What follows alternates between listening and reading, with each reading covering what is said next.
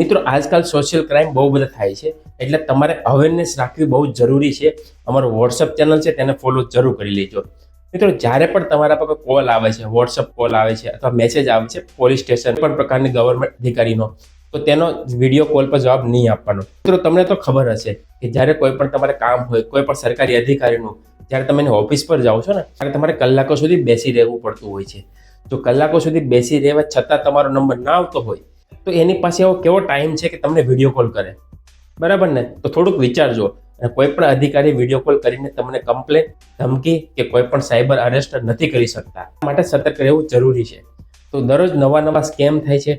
જેવું તમે સ્કેમ સાંભળો છો એ સ્કેમ બીજે દિવસે જૂનું થતું હોય છે, ત્યારબાદ નવું સ્કેમ શરૂઆત થતી હોય છે.